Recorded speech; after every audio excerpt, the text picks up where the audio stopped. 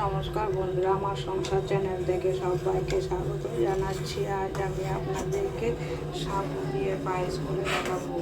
এই গরমের দিনে ঠান্ডা ঠান্ডা এই সাবু পায়েস, কাচের পায়েস বানিয়ে আপনাদের কাছে শেয়ার করব। প্রথমে হচ্ছে সাবুগুলোকে একটুখানি ভালো করে ধুয়ে, আমি ছোটো দানা সাবু নিয়েছি, সাবুগুলোকে ভালো করে ধুয়ে পরিষ্কার করে 8 ঘন্টার জন্য হচ্ছে ভিজিয়ে রেখেছি। একটু গরম জল দিয়ে ভিজিয়ে রেখেছি। দেখুন, আর সাবুর মধ্যে জলটা পরিমাণ মতো দিতে হবে, বেশি দিলে আবার সাবুগুলো পাতলা হয়ে যাবে।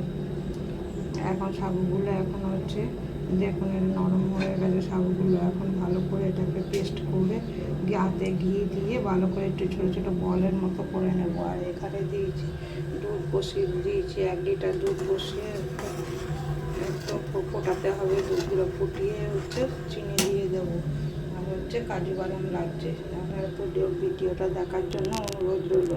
এখন ভালো করে হাত দিয়ে একটু চটকে নেবো। এটা হচ্ছে ঘি দিয়ে, হাতের মধ্যে ঘি নিয়ে এগুলো ছোটো ছোটো বল করে নেবো, করে এটাকে ভাপিয়ে নেবো।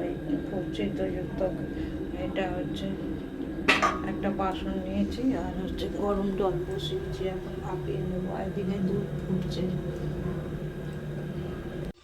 দেখুন এগুলো ভাপিয়ে নেওয়া হয়ে গেছে। দেখুন কতটা একদম কাচের মতন লাগছে। এগুলো এখন দুধের মধ্যে দিয়ে দেবো। এই দেখুন কতটা কাচের মতো লাগে।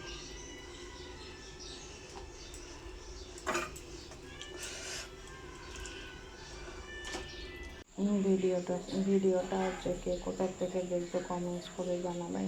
কীরকম করলো আপনারা এরকম, আর যেই কেন আপনারা এরকম হচ্ছে বাড়িতে বানিয়ে খাবেন।